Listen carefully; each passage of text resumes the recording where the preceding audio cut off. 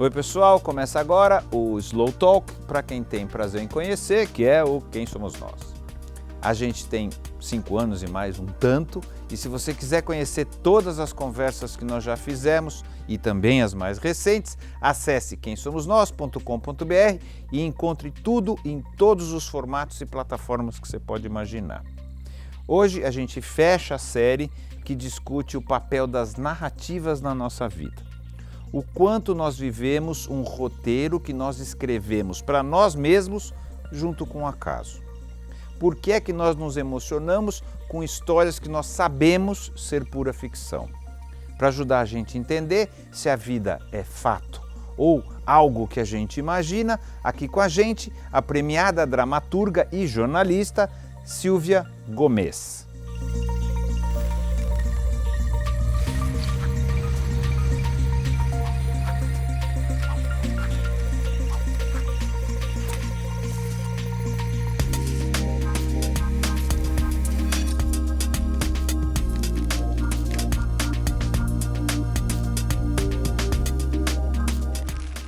Quem é você? Meu nome é Silvia, eu sou Silvia Gomes, eu sou formada em comunicação e jornalismo e também teatro junto. Eu sou de Minas Gerais, nasci em Belo Horizonte, cresci no sul de Minas Gerais e fiz teatro e sempre trabalhei meio hibridamente, assim, com jornalismo e teatro ao mesmo tempo, agora mais com teatro. E sou uma pessoa sonhadora que gosta de sonhar e por isso eu escrevo. Tá, o que é... Nasci em Belo Horizonte, aí foi para o sul de Minas. O que é sul de Minas? Sul de Minas é Lavras. Eu Lavras. cresci em Lavras porque meu pai é médico e ele foi transferido. E eu cresci nesse interior de Minas com meu pai, que é um grande leitor, assim, sempre me trazendo obras para ler, me trouxe junto no amor pela leitura, assim. É uma coisa que é algo que veio junto. Ler para mim tem a ver com isso também. E aí E eu tenho uma tia que chama Yara de Novaes, que é diretora e atriz. Quando eu era pequena, em Belo Horizonte, quando a gente ia nas férias em Belo Horizonte, ela sempre me levava para os ensaios, ela já tinha começado no teatro. Eu acompanhava ela e a turma dela, aquela turma de jovens, adolescentes, e eu achava muito maravilhoso aquele universo do teatro, onde as pessoas se juntavam numa sala para inventar alguma coisa juntas, assim, basicamente só isso. E achava aquelas pessoas livres, legais e... Falei, um dia eu quero fazer isso de alguma forma, assim. E aí foi assim que o teatro veio para mim também, assim como a leitura, o teatro aconteceu para mim de uma forma muito afetiva, por pessoas que eu amo muito, assim. Então, teatro e literatura tem a ver com essa afetividade também. E aí quando eu fui, na época de entrar para a faculdade, eu escolhi fazer comunicação, mas também fazer teatro, assim, porque... Tinha uma coisa de ser muito tímida, de não conseguir falar, meio difícil apresentar um... Fazer teatro como atriz? Fui estudar teatro. Quando você entra na escola de teatro é meio isso, você não tinha muita opção de falar, eu só gosto de escrever, eu vou só escrever. Então, eu passei pela experiência de, como atriz, de atuar. E logo percebi, assim, apesar de admirar muitíssimo, logo percebi que aquela não era muito a minha vocação, assim, que era um lugar... que o lugar no qual eu me sentia mais confortável era realmente escrevendo. E o teatro tem essa vantagem, assim, de te acolher onde você tem mais vocação. E então, a escrita foi onde eu me encontrei, assim. Então, eu acho que essa é a beleza também do teatro, de ser um lugar que une muitas camadas, muitas cabeças para fazer uma coisa só. Então, uma peça nunca é uma coisa de uma pessoa só, né? É uma coisa da reunião de muitas imaginações. Então eu encontrei esse lugar da escrita no teatro e até hoje faço isso e é uma forma de estar perto dessas pessoas que eu amo também, acho que acaba sendo isso. Tá, o teatro, define para mim teatro para você. Você já passou por algumas definições, assim, alguns jeitos de olhar e tal, não definição, que é meio forte, mas assim, o que é o teatro para você? Teatro, para mim, nada mais é do que um pacto entre as pessoas. Isso que eu acho mais revolucionário no teatro. É por isso que ele sobrevive há mais de 3.000 anos. E ele sobrevive sem precisar de muitas coisas. Porque você basta ter uma sala vazia, 2 pessoas, uma terceira para observar. E acho que teatro é esse lugar onde você precisa apenas de ter um pacto humano. Um pacto entre as pessoas que estão a fim de estar ali, de vamos fingir que isso aqui é o Himalaia. Tá, isso aqui é o Himalaia e a gente tá aqui porque a gente vai alcançar a iluminação, sei lá. E a gente combina isso e vai. É nada mais do que um pacto, assim. Então, se acabar tudo, acabar a internet, acabar, sei lá, TV, acabar a tecnologia, acabarem os carros, as casas, eu acho que o teatro consegue existir numa caverna, por exemplo, sabe? Acho que é a ideia de representação, assim, essa necessidade que a gente tem de representar, né? Como Aristóteles falava, assim, representar é uma necessidade do homem, desde criança, assim, a gente tem prazer em imitar, representar. E imitar e representar é um jeito de aprender, né? E a gente tem prazer nisso. Então, acho que o teatro nada mais é do que esse lugar também de representar para perguntar e para elaborar o mundo, para conseguir fazer perguntas acerca dele, acerca da realidade, de conseguir elaborar a realidade. Então, a gente, segundo como você vê, assim, a gente representa para compreender. Acho que sim, eu acho que sim, porque, pelo menos para mim, claro que claro, cada um o que vai interessa ter... é para você, é você que está aqui. Não, mas eu acho, por exemplo, eu sou muito apaixonada pelo teatro do absurdo, que é o teatro do Beckett, Ionesco, que é um teatro que veio depois no pós-guerra, que se perguntava, que olhou para o mundo, que viu acontecer o fascismo, o Holocausto e se perguntou, sabe, a guerra mutila as palavras, né, mutila o sentido. Então é um teatro que faz mais perguntas do que respostas. Então eu gosto muito desses textos que têm essa capacidade de propor mais perguntas do que respostas, porque eu acho que a pergunta, e eu quando escrevo eu penso muito isso, eu gosto muito de criar esse lugar que é um lugar aberto, onde a gente pode dar lugar para quem assiste também imaginar, também inventar. Eu acho que a pergunta é um tipo de revolução, assim, porque se você... Não é que você vai chegar à resposta, talvez você nunca chegue a essa resposta, mas só o fato de perguntar, você consegue construir pontes, atalhos para outros lugares e consegue arejar e elaborar mais essa experiência de existir, essa experiência humana, né? Então, eu acho que representar é um jeito de perguntar e de elaborar, mesmo que a gente nunca tenha essa resposta. Talvez eu nem queira ter, talvez eu nunca chegue a uma resposta final, mas a experiência de passar por ela e de fazer essas perguntas já me leva, já me transforma e me coloca em outros lugares onde talvez eu consiga, se eu der sorte, eu vou entender um pouco mais sobre mim mesma, se eu der mais sorte ainda sobre o mundo à minha volta, não sei. Mas quando você escreve se perguntando, é isso? Eu acho que eu escrevo para fazer perguntas também. Eu escrevo sempre a partir de uma perplexidade, assim, de uma sensação de perplexidade com o mundo, com as coisas, a forma como elas acontecem, com as normatizações. A gente vive num mundo onde a gente parece que tem que responder de forma eficiente a tanta coisa, assim. Eu acho que as minhas peças estão sempre nesse lugar que pergunta sobre por que é assim, por que é assado. E sempre estão falando de um incômodo, assim, de um incômodo de olhar a realidade e sentir essa contaminação, como se fosse uma bactéria, assim. Uma peça sempre para mim, eu tenho a sensação de que é uma bactéria, que você está contaminado e que aquilo é um jeito, a peça é quase um antibiótico para conseguir superar isso e depois de anos que eu escrevi, talvez que eu consiga olhar para aquela peça e falar, talvez eu tenha escrito por causa disso, mas eu nunca tenho uma resposta tão pronta sobre isso. Porque... Ou nem clareza. Não, acho que é sempre mais no sentido da pergunta, assim. Eu não fico eu não fico perturbada de não ter respostas definitivas sobre as coisas, assim. Eu aprendi a lidar com essa perplexidade que eu tenho e de fazer disso, usar o teatro para me ajudar a elaborar e essas perguntas, assim, e propor pergunta para o outro, assim, não quero usar o teatro como ideologia ou para colocar uma regra ou para dizer o mundo é isso, porque eu também não sei o que o mundo é, nem o que é existir, nem o que é certo, o que é errado. O Harold Pinter, que é um autor também do absurdo que eu gosto muito, que ele fala isso, o que é verdade, o que é mentira. Uma coisa não é necessariamente verdadeira ou falsa, ela pode ser as duas coisas, né? Então, gosto muito dessa definição de como o teatro também pode usar, a narrativa pode ser usada para a gente elaborar essas inquietações que a gente tem. Mas você acredita em fatos? Sim. Porque quando o que é verdade e o que é mentira, às vezes tira um pouco a concretude de um fato. Sim, não, mas ele fala isso num contexto para o dramaturgo. E logo depois ele fala o seguinte, ele fala, a verdade para o dramaturgo ela é quase inalcançável, ele está sempre tentando alcançar. Mas para o cidadão não, o cidadão tem a obrigação de conhecer a verdade, de ir atrás dela, assim. Então ele distingue esses dois lugares, assim. Como cidadão eu tenho que perseguir essa verdade. Até o fato de eu ter formado em comunicação, jornalismo, faço um pouco essas distinções para mim. Quando eu escrevo como jornalista, quando eu escrevo como a ficção, assim, né? Esse lugar, talvez até pelo fato da objetividade, de perseguir essa objetividade, que a gente sabe que às vezes tem lá, às vezes é difícil de alcançar.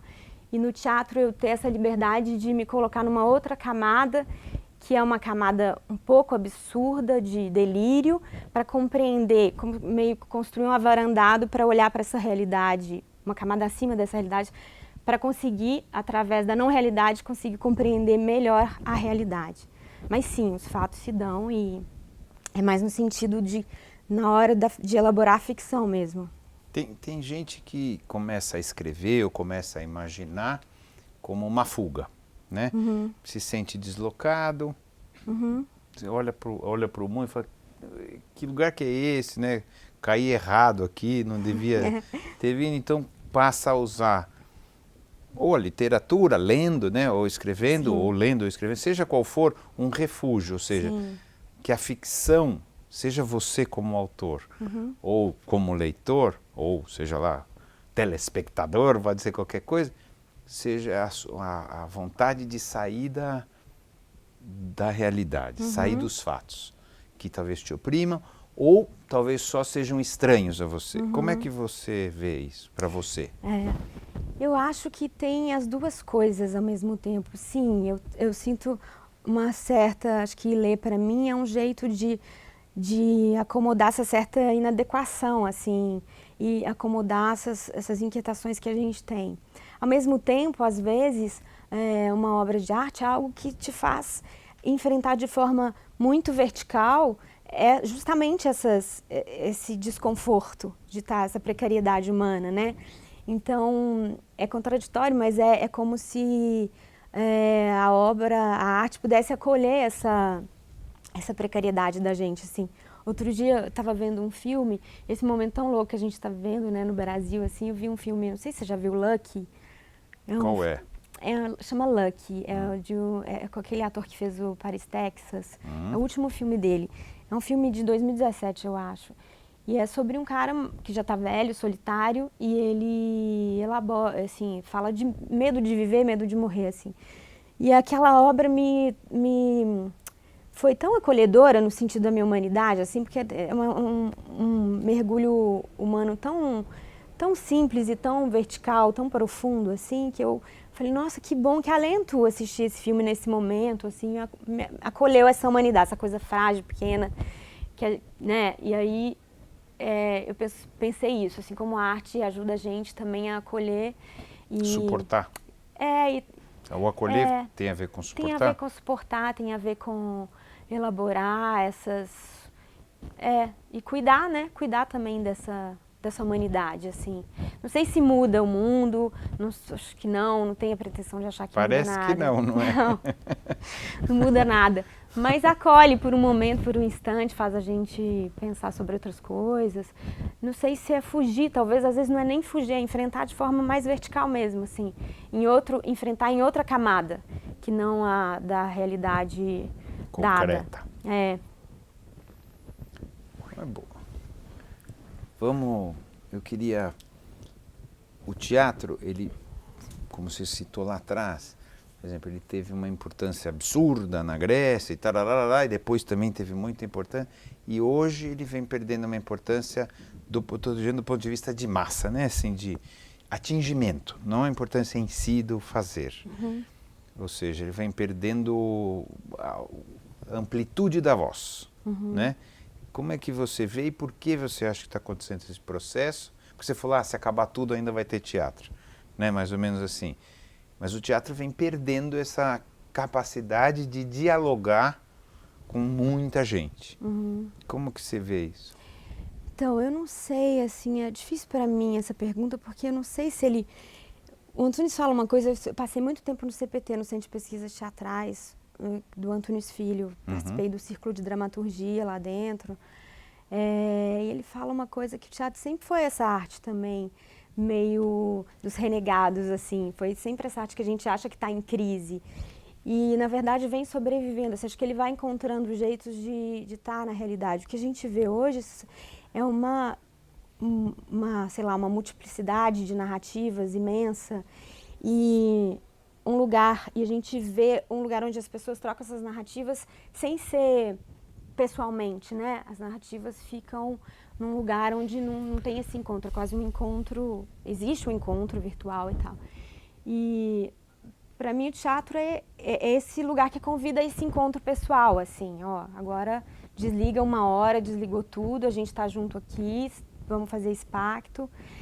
Sim, talvez seja, se a gente for olhar para as plateias, eu não tenho esse dado para ver, as plateias estão perdendo, não sei dizer isso, assim, de quanto diminuiu e se diminuiu, mas eu tenho a impressão de que o teatro sempre foi esse lugar de pouca gente, talvez agora menos, mas de encontros pequenos. Não sei se é pouca gente, talvez numericamente é capaz até de ser mais gente, porque hoje somos mais gente, mais gente no mundo do que era antes. Mas do ponto de vista do impacto, do talk of the town, sabe? Assim, do impacto nas pessoas, assim. De repente, há um tempo atrás, tinha uma peça de teatro, as pessoas falam, ó, tá vendo, tá acontecendo isso, você estava falando, talvez não mude nada. Teve um momento que parecia que o teatro, de alguma maneira, na época da ditadura, o Rei da Vela, parece que tinha uma... Você entende? Entendo. Tinha algo, né, que trazia para as pessoas, não que não traga agora, mas não sei, o impacto na sociedade parece, pode ser que eu esteja completamente enganado, você pode falar, está tudo errado, você bebeu e acabou. Parece que tinha um impacto um pouco mais poderoso e que hoje esse impacto está diluído. Essa é a... Entendi. Não sei dizer muito assim, porque eu tô tão dentro do teatro que eu vou ver tantas peças que me impactam tanto, mas eu acho que hoje talvez a gente tenha uma maior competição de atenção mesmo, né? Quando a gente vê, agora a gente tem aqueles medidores de quanto tempo você passa no seu iPhone, no seu celular. Vem aumentando. E é assustador. Então, essa competição com a nossa atenção não interfere só no teatro, mas interfere também em tudo, na leitura, na leitura dos impressos. A gente vê as revistas fechando, a gente vê os impressos caindo. Então, eu acho que existe a construção dessas narrativas pessoais e que substituíram esse tempo e tudo agora acontece aqui, né? Mas que também são ficcionais. Essas narrativas pessoais também são ficcionais. Sim. Né? E aí é mais essa necessidade de construir ficção, né? E aí, então acho que essa competição eu vejo também com a leitura, com o livro, com o cinema. Com o cinema, claro. A própria com TV. A televisão. A própria TV. Claro. E aí, então, qual o lugar, então, do teatro que ele vai conseguir sobreviver nisso? Como que você acha? Isso. Assim como talvez o jornalismo, como um lugar em que ele consegue promover algo que esses outros lugares não vão conseguir, que talvez seja esse lugar de uma curadoria maior, de uma análise mais vertical, talvez o teatro conseguir ir para um lugar de um encontro realmente potente. Agora, de fato, a gente precisa, para ter esse teatro potente, a gente tem que ter, eu acredito muito na dramaturgia, na formação de uma dramaturgia forte de... O que quer dizer isso? Assim, o texto, né? Estou falando do texto, assim, a gente ter textos que consigam comunicar, né?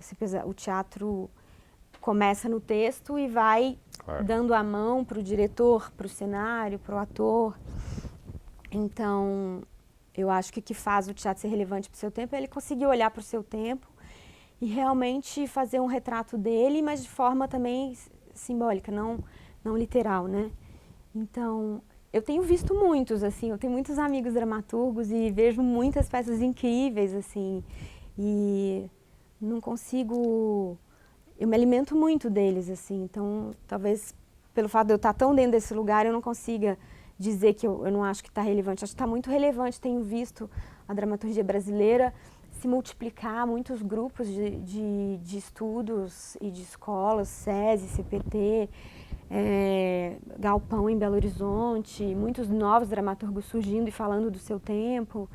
Eu acho que isso de uns 15 anos para cá tem aumentado. A gente passou por uma ditadura, a gente sabe também que depois de uma ditadura a gente leva um tempo para retomar as coisas, e acho que agora essa voz está surgindo de novo, talvez, e estão vindo novas coisas, está se renovando. Não sei dizer assim, não sei se eu soube te responder, desculpa. Não, mas também não sei se tem resposta também. Defender eu também. Não, mas não é nem, não sei nem se tem resposta, mas existe uma sensação, vai de diluição. Pode ser que ela esteja errada, mas existe uma sensação de diluição.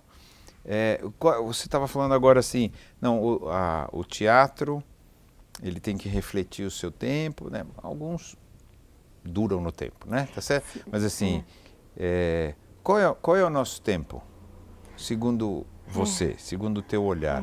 O que é que o teatro, o teu teatro ou o teatro tem que refletir agora? Que tempo que nós estamos vivendo? Nossa, é um tempo tão complexo, eu acho, um tempo de tantas... eu acho que é isso, um tempo de guerra de narrativas também, um tempo de cidades muito complexas e um tempo de incômodos e um tempo de normatizações também. Eu acho que a gente vive uma questão também de ter que corresponder a normatizações, e eu acho que muitas peças que eu gosto atualmente também se perguntam sobre isso, né? O que é ser homem, o que é ser mulher, o que é ser uma família, o que é ser, o que é o humano hoje. Eu acho que é um tempo também que olha e vê essa narrativa ao mesmo tempo também fragmentada, muito fragmentada. Os teatros contemporâneos dissolveram um pouco os personagens, dissolveram um pouco o conflito, dissolveram a narrativa para espelhar também esse mundo de fragmentado, assim. Eu acho que tem uma angústia assim, né, com tudo isso, não tem? Com essa... Tem. Aumentou o grau de incerteza, não é? Sim. E acho que isso gerou uma angústia, né? E gera reações também, né? Sim. Essa angústia. Eu acho que essa fragmentação talvez fale disso, né? Desse ser humano meio angustiado e que sempre foi, mas dissolvido nesse lugar de consumo, onde mesmo as coisas mais preciosas são tratadas como consumo também. Não sei, eu acho que fala desse homem normatizado, coisificado. Da gente ter virado produto. Um pouco também, de tudo ter virado algum produto. Sim, também, né, entre outras coisas. E essa fragmentação, assim, também, do humano, assim, desse sujeito que tá em tudo, né, como se a gente pudesse estar em qualquer lugar do mundo, tá em 1000 possibilidades, com 1000 pessoas, mas também como se colocar diante disso, assim, não sei. E por quê? Por exemplo, cada meio, né, a gente, como eu te falei, a gente está dentro de uma série sobre ficção, realidade, etc. E cada meio tem a sua linguagem, né? O teatro tem uma linguagem teatral, vamos chamar assim, né? Que quase é uma bobeira, mas tem um jeito específico, menos natural, vamos chamar. E tem gente que hoje se incomoda com isso, né? Como que você vê? Por que o teatro precisa desta linguagem teatral? Eu acho que hoje existem muitas, assim, se a gente for olhar a história do teatro, a gente vem desde sei lá, passamos pelo realismo, naturalismo, depois fomos para o moderno, e aí chegamos nesse teatro contemporâneo, que já está quase se aproximando da performance também. Eu acho que tem uma coisa de condensar em um tempo curto e condensar em 1 hora ou 2 horas uma experiência humana, sei lá. E isso exige, o teatro tem seus códigos, né, suas combinações, seus pactos. Isso é... Mas eu tenho visto tantas experimentações que vão para lugares tão diferentes, assim, que eu... Talvez quando você diz esse jeito, assim, eu acho que parece ter um tom acima da realidade, Sim. vamos chamar assim. Não sei, é difícil Sim. explicar isso, mas especificamente o teatro tem um tom acima da realidade. Sim. Com a intenção de... Com a intenção eu acho que de elaborar, representar essa realidade e de fazer esse pacto da combinação de dizer, isso não é a realidade, você está aqui, nós vendo uma outra coisa que não é a realidade, nós vamos tentar lidar com essa realidade, talvez. E talvez se a gente fazer essa mímese da realidade não faça muito sentido, assim, porque, né, o fato de existir, nós vamos imitar, enfim... Acho que precisa haver esse pacto, essa simbologia, essas combinações. Talvez, eu não sei se você está dizendo de uma coisa um pouco muito dramática, do melodrama, se você se refere a esse tipo de interpretação. Também, mas acho que não só isso. Existe é um tom, um exagero. Não exagero, não no mau sentido da palavra, existe uma subida de tom no teatro, na maneira de fazer as coisas. Sim. E que isso seja mais performático, menos performático, de alguma maneira ele é um escape do naturalismo. É difícil hoje, né? A ideia é, no seu caso específico, assim, qual que é o teu olhar, por que é necessário fazer isso?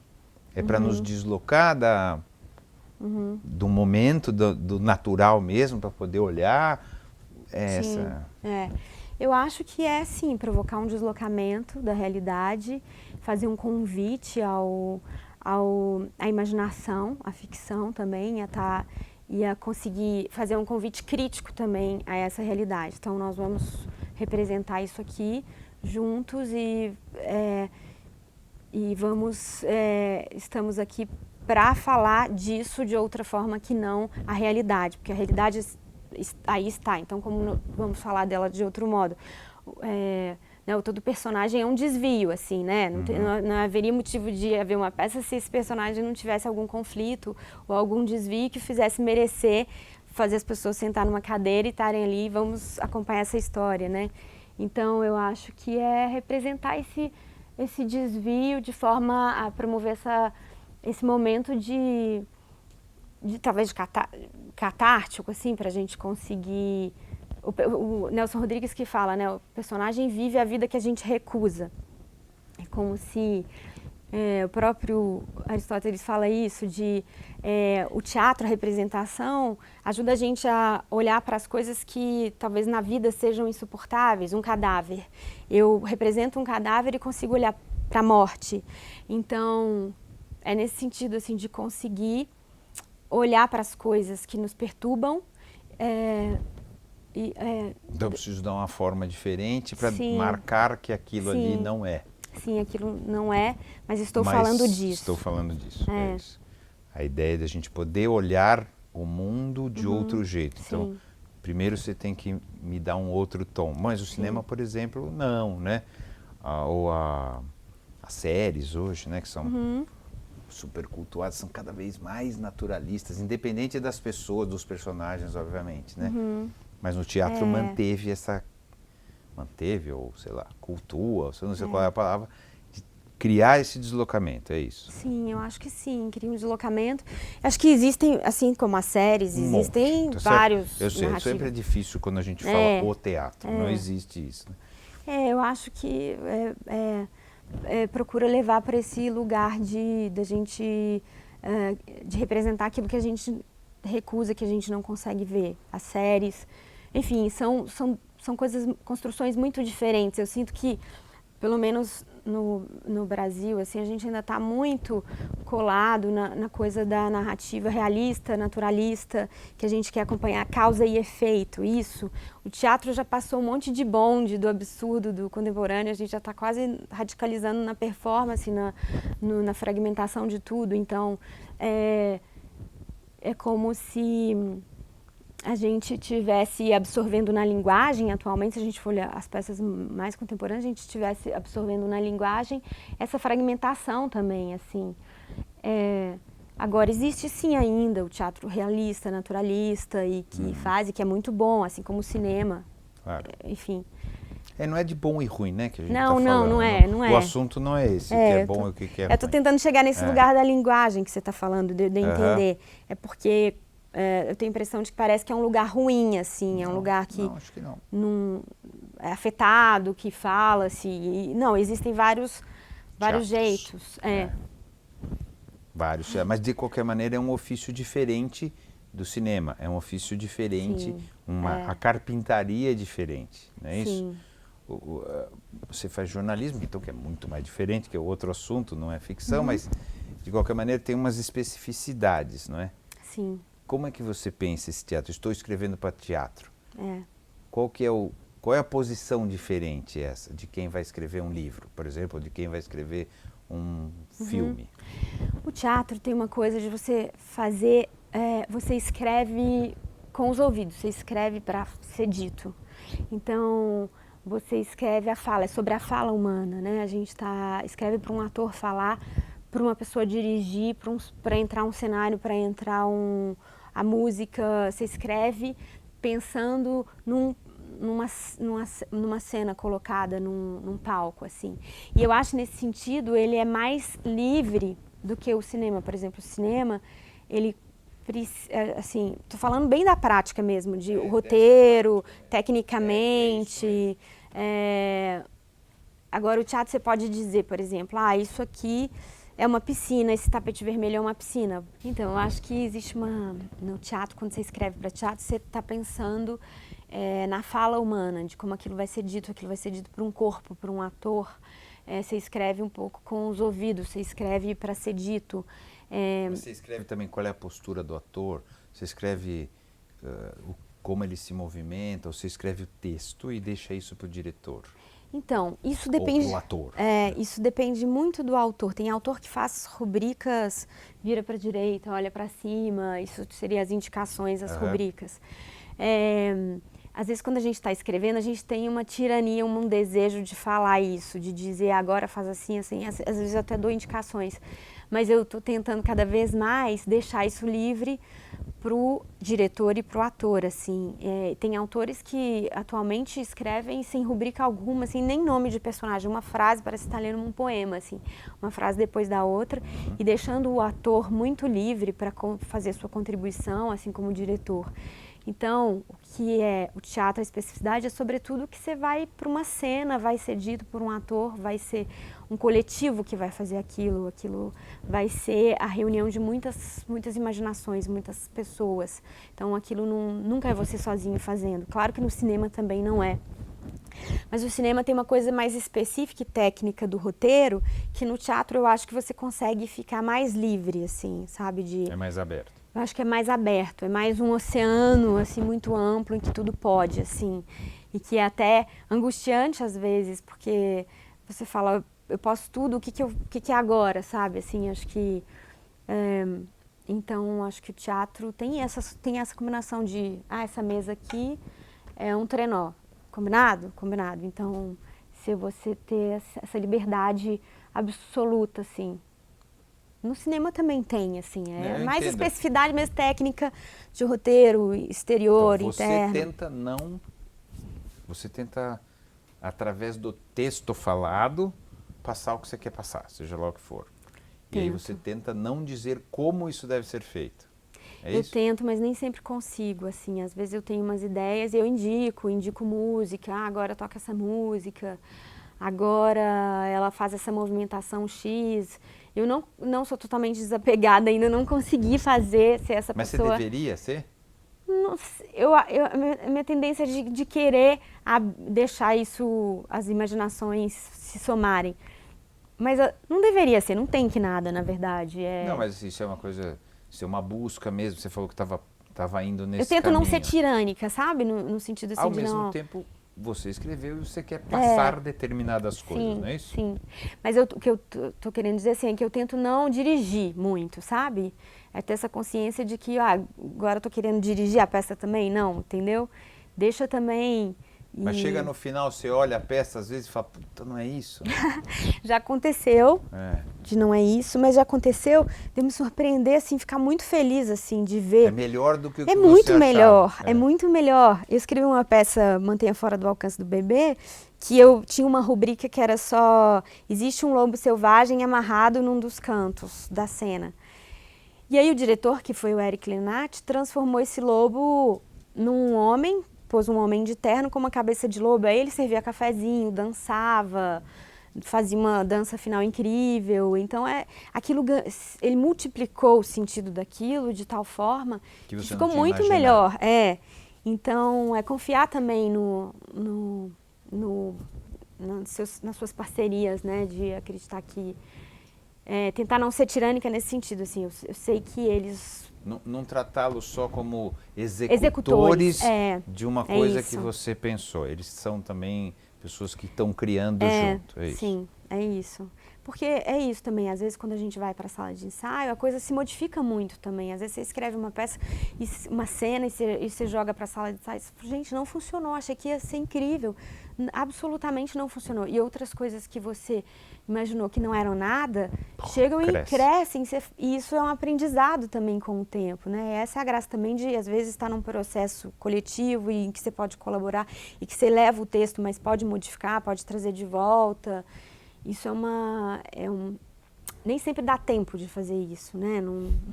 Numa produção, num tempo de, às vezes, 3 meses, 4 meses para estrear, de dinheiro, de pauta esperando, etc.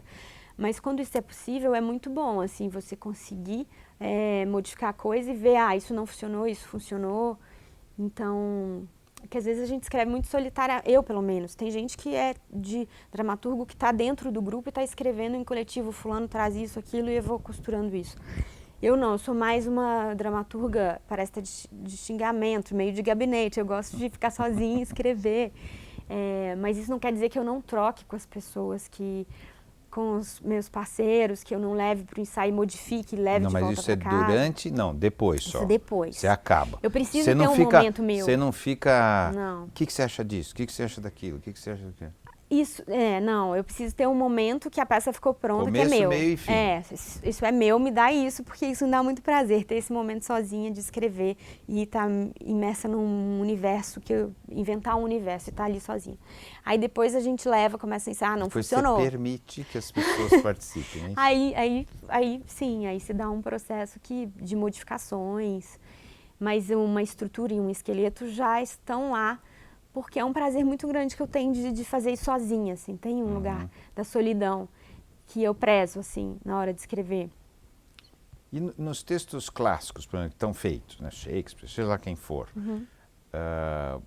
de repente a gente vê versões, atualizações, olhares ou cortes, né, que um diretor vai dar. Como que você vê isso? Assim, como que você acha que tem que tratar... Tem determinados textos que viraram quase intocáveis, né? Sim. Mas de repente as pessoas vão lá e traz Shakespeare para agora, ou corta, ou muda e etc. Como que você... Sim. Eu sou muito devota daquela coisa, as grandes obras melhoradas, não é isso, assim, eu sou muito devota da obra em si, de aproximá-las, mas eu adoro essas interpretações, sobretudo quando elas são assumidas, assim, essas leituras de quem seria Hamlet hoje, por exemplo, quando Rainer Miller faz Hamlet Machine, que ele reencena a peça e dentro da peça ele põe uma outra peça muito maluca para falar dos horrores que ele estava presenciando. Então, eu, em geral, gosto muito disso, de ver, de dialogar, assim, porque eu acho que isso é um tipo de diálogo com as nossas heranças, né, o que o teatro nos deixou. Por exemplo, você lê, sei lá, um Tchekhov hoje e vê o que ele pensava e que chegou até mim, né, que incrível, assim, que esses grandes autores, eles estavam discutindo o homem, né, discutindo sempre em busca do homem, sempre em busca do sujeito. O assunto é um só, né?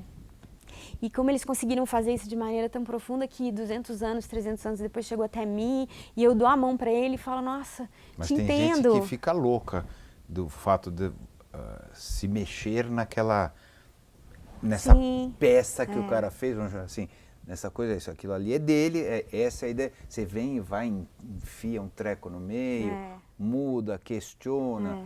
Tem gente que acha Sim, que é um sim. sacrilégio, assim, né? Sim, mas assim, as obras que fizeram isso de forma legal sempre deixaram claro esse respeito e esse diálogo contemporâneo com isso. Assim, acho que eu estou pensando em coisas que eu vi e que assumiram isso como um corte radical, de uma leitura radical, e que respeita absolutamente a obra, mas e que busca a obra na sua pulsão original, assim, não necessariamente, sei lá, fazer uma adaptação. Hoje, eu estou falando de releituras que assumem essa claro. obra como uma nova obra. E a gente pegou a pulsão do Hamlet para falar do nosso tempo hoje. Então, isso é assumido, então isso é legal. Agora, é diferente quando uma pessoa fala, estou montando o Hamlet, mas aí você chega lá, o Hamlet está todo estraçalhado. Não, claro. Né? Então, claro. Não é isso que eu estou falando. Pensando em dois lugares. Não, eu não estou falando dessa parte. Eu estou falando de pessoas que partem com todo respeito, etc., mas de qualquer maneira querendo acrescentar coisas ao Hamlet, por exemplo, que a gente está falando. Tem gente que acha isso crime. Eu não acho isso né? crime, eu acho isso dialogar com o passado, dialogar com as inquietações de anos atrás, que agora me inquietam também, mas e que eu ainda acrescento, porque hoje estou neste contexto e também essa obra me ajudou a chegar aqui e 300 anos depois e entender isso. Desse outro jeito. Então é como dar a mão e aqui, passar a tocha um pro outro, assim. Não sei, aceitar a tocha e ir em frente, mas deixando isso claro, né? Assim, claro, é isso mesmo. Mesmo assim irrita muita gente porque diz que diminui, já que não é um Shakespeare que está fazendo um Shakespeare, né? Tanto a gente fala, não, mas o cara não tem o nível do Shakespeare para poder dialogar com o Shakespeare, então está destruindo a obra do cara, né? Tem bastante gente, bastante não, mas tem muita gente que fica... Eu não sei se eu tenho esse purismo, eu em geral gosto de ver os diálogos e de como aquela obra alimenta a gente hoje, assim, como ela poderia, como ela serve a gente hoje também, e é isso que faz, acho que isso que engrandece ela mais ainda, tipo, obrigada, assim, a gente ainda está aqui, você deu isso pra gente, a gente consegue ainda trabalhando com esse material disso e trazer disso, né?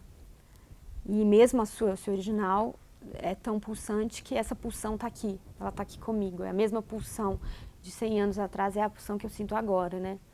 Mas que existe é o sujeito, alguma diferença? Em algum momento teve alguma pulsão diferente do que... Acho que não. Acho que não, né? Acho que não, é sempre o sempre homem. a mesma, não é isso? É sempre o homem. É sempre homem. quem somos, é sempre esse programa, mais ou menos, só que de outro jeito. Exatamente. Tá certo? Assim, o que a gente... o que existe a diferença é assim, que alguns conseguiram, os gênios, os profundos, conseguiram discutir isso com muita profundidade. E por isso alcançar essa natureza humana, essa experiência humana, que é a mesma sempre. E com formas também, né? Porque a forma é fundamental. E com a sua singularidade, né? Conseguiram usar a sua singularidade e compreender e desenvolver e elaborar essa singularidade para dizer isso que é o mesmo assunto sempre, é isso, quem somos nós. Então, é isso que faz a beleza, né? De ver como cada um a seu modo atingiu o mesmo lugar da experiência humana. E é nesse sentido, assim, da singularidade, né? É bonito ver o que é a história da arte, senão uma sucessão, né, de singularidades. E a gente vai aprendendo com elas e, enfim, não sei se eu respondi. Não, é isso, não, claro. Claro que respondeu. Me perdi um pouco. Não, por quê? Não, acho que é isso. Né? O que a gente vinha falando aí. Tem um assunto, só para te lembrar então qual é o assunto que a gente está. Tem um único assunto, que no final somos nós mesmos, tá certo? Onde a gente usa formas, maneiras... da forma, lembrei. E etc. E também olhares especiais, como Shakespeare e outros, tá certo? Que conseguiram atingir isso. Era isso que você estava... Esse era o assunto. Eu acho que vai mudando, a singularidade está muito nesse lugar da forma que você falou, né?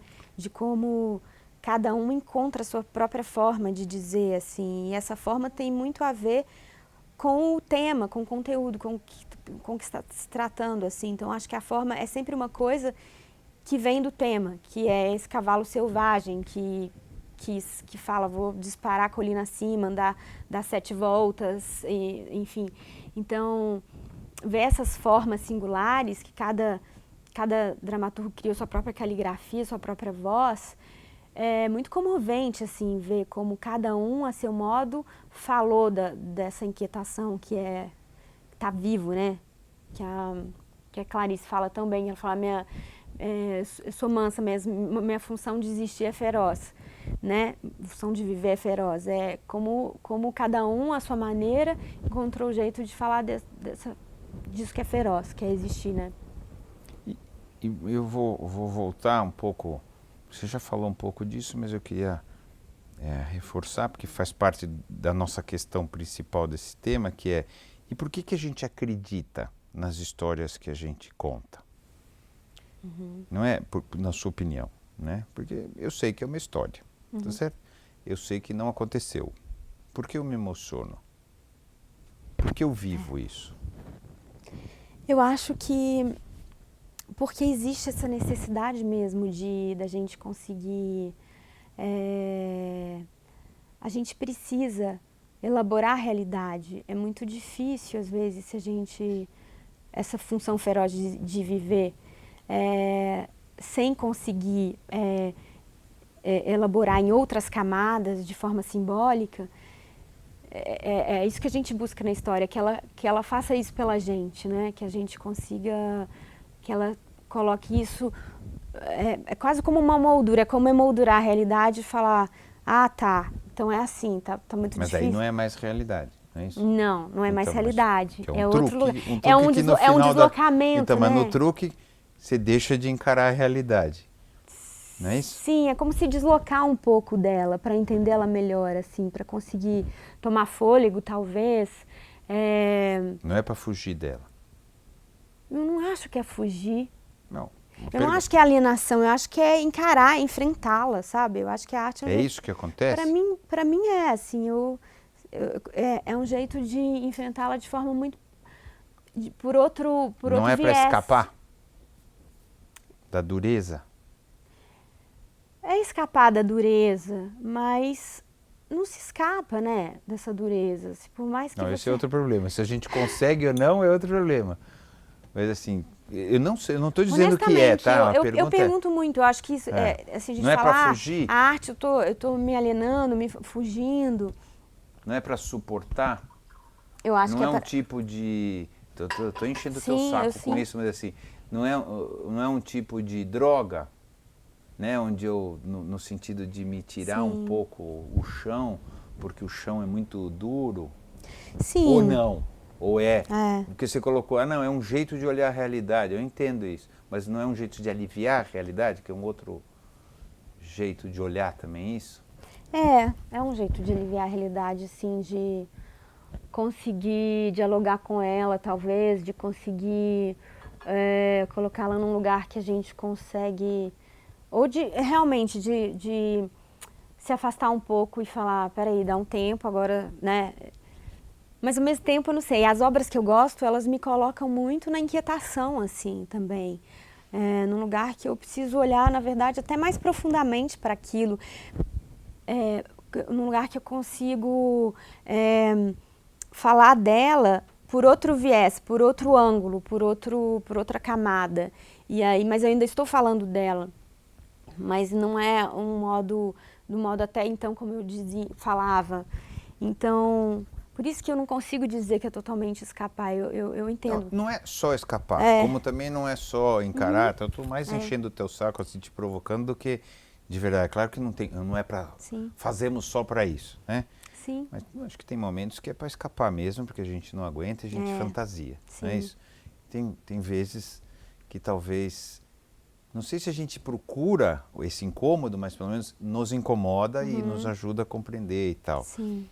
Mas, assim, de alguma maneira, é uma coisa que flutua acima ou ao lado dos fatos. Sim, Né? Eu estou tentando, sempre quando eu escrevo, eu acho que eu estou tentando, sim, me conciliar com a realidade, assim. E tem uma frase do Fernando Pessoa num poema, quando vier a primavera, fala assim, a realidade não precisa de mim, né? Ela vai continuar... Vai vir a próxima primavera, vai tudo acontecer. Então, eu né, no sentido de, eu penso, eu que preciso conseguir estar nela, continuar nela. E, então, acho que a arte, sim, talvez seja escapar, mas também é olhar para ela de uma forma, olhar nos olhos dela, no lugar mais fundo dela, sei lá. Bom, não, tá bom, tá ótimo. Não sei. Acho que é um bom momento para a gente fechar. Quem somos nós, esses caras que vivem fantasiando ou vivem tentando encarar a realidade com outros olhos? Ou quem somos nós?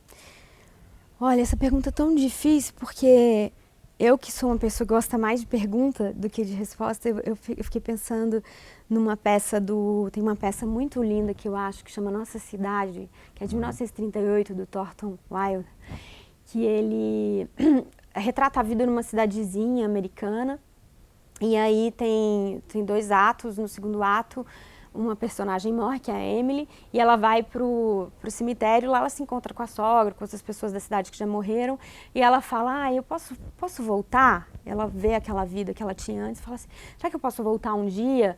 E aí ela fala, não faça isso, quem já tentou voltar para viver um dia da sua vida, se arrependeu, não vale a pena, porque você não vai só viver, você vai se ver vivendo, isso é uma coisa da qual é difícil. E ela falou, não, mas eu quero voltar, eu escolho um dia que eu fui feliz. Aí ele falou, não, então tá, se você quer, você escolhe um dia, então, um dia comum, porque o mesmo dia de menor importância vai ainda assim ser muito importante.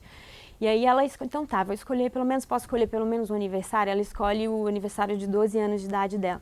E ela volta para aquela rotina e vê a mãe dela preparando o café, os irmãos descendo para ir para a escola, o pai chegando do trabalho e aquela correria. E aí ela entende que ela não devia ter feito aquilo, que ela não devia se ver vivendo. Que ela fala, não posso suportar, é tudo rápido demais, mal conseguimos olhar uns para os outros. Que criatura humana pode compreender a vida enquanto vive? Eu acho que essa pergunta assim, me comove muito, assim, porque e eu gosto, os teatros que eu gosto em geral, e as peças e as obras, e toda a arte em geral, assumem essa fragilidade de não ter essa resposta, sabe? De se perguntar. Ao mesmo tempo, a gente é essa combinação casual de pó de estrela, olhando para estrelas, luz que chegou aqui do passado, sonhando com o futuro, né? Então, essa casualidade que sonha. Então, como diz o Oscar Wilde, estamos todos na sarjeta, mas alguns estão olhando para as estrelas. Eu acho que são essas dúvidas. Eu tenho mais dúvida do que resposta. Assim, eu procuro essas obras que me colocam também dentro desse lugar de não resposta, que é um tipo de resposta. Tá ótimo.